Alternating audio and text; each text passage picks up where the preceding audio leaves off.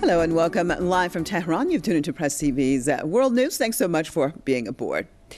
Well, a former U.S. presidential aide has called for approving a law to authorize military action against Iran if it violates the terms of a final deal over its nuclear energy program. Dennis Ross, a former Middle East envoy to President Barack Obama, says the United States must be clear in the deal what the consequences would be for violations.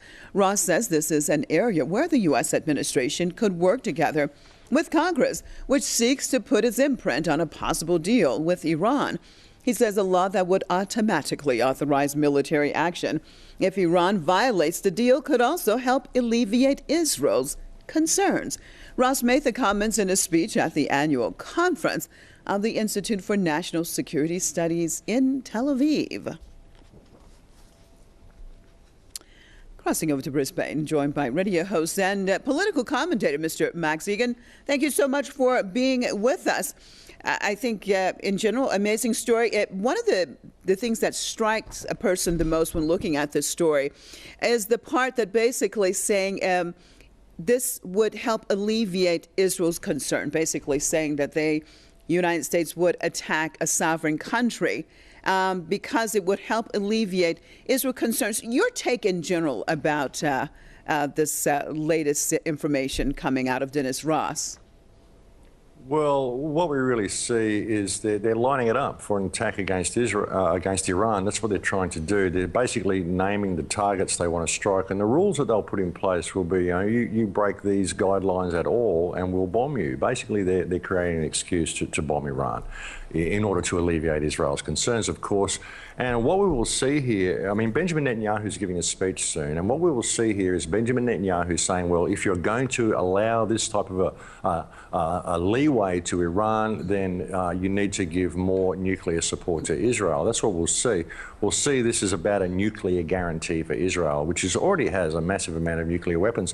When people look at these deals, they must ask why Israel isn't included in any of these deals. Why aren't there any arms restrictions placed on Israel? And the Iranian people have already said they do not want nuclear weapons. They simply want a viable energy program. I think this is a very, very dangerous deal. And why is it up to the United States to decide who does what anyway? Why is it worded in such a way that the only way we can tolerate Iran's nuclear energy program is by putting these stringent guidelines in place? I think all it will take to create a threat against Iran once this deal goes through is for Bibi Netanyahu to go before Congress with another cartoon picture of a bomb. That's about the mentality of the Western world in regard to this. It's a very, very dangerous deal, I think, and we have to look at the wider connotations. Do you think, Mr. Egan, when we look at the situation in the world today, for example, we know that the P5+1 talks are continuing with Iran. How likely is it that other entities besides the United States involved are looking at this very hegemonistic perspective and the way that the United States is dealing with this as a whole? But at the same time, we also have entities involved, such as Russia, that not very much on the same page with the United States these days. And of course, there's China. How likely is it that these entities can actually put some pressure on the United States? So overall, how do you see this working out, or will it work out to a final deal, which is due, of course, in March? Look, I think the United States will probably push to make sure the deal goes through. Hopefully it will fall through. But there is a lot of international pressure, but ultimately, I don't think the international pressure will amount to too much. I think we have to see pressure from the people of our countries. We've got to stop all this killing. We've got to stop all these ridiculous wars. It's all theatre.